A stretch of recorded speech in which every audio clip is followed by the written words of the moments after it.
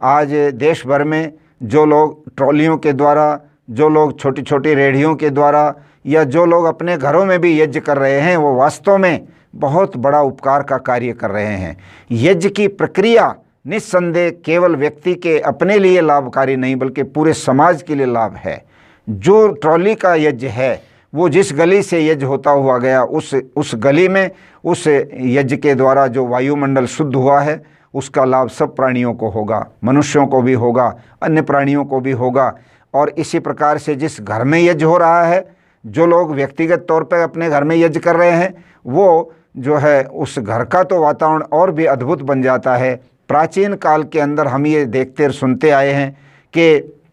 पहले लोग जब घरों में,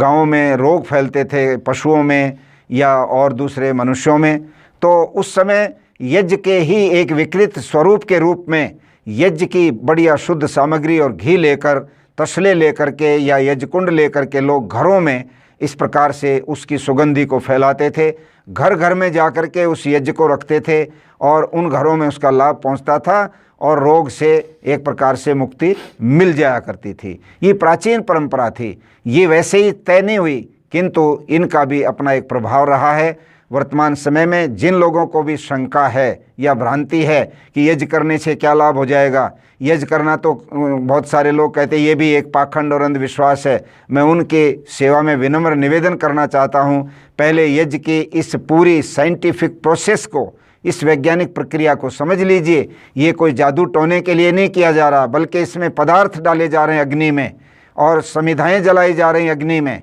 और उन पदार्थों में ऐसी ऐसी चीज़ें डाली जा रही हैं जो सूक्ष्म बनकर हवा में जाएंगी और हवा के माध्यम से हमारे शरीर में श्वास के द्वारा जाएंगी और हमें लाभ पहुंचाएंगी। यहाँ पर आप समझ लीजिए, हम अगर अग्नि में मिर्च डाल दें, अग्नि में गंधक डाल दें, अग्नि में और कोई जहरीली चीज़ें डाल दें, तो आप देखते हैं जब तक वो मिर्च अपने पास रखी थी डब्बे में वो कुछ नहीं कर रही थी, किंतु जैसे ही अग्नि में उसको डालते ही वो इतनी तेज़ी से फैल गई कि दूर दूर तक लोगों को उसका प्रभाव महसूस होता है। इसी प्रकार से यज्ञ में जब अच्छी चीज़ें डालते हैं,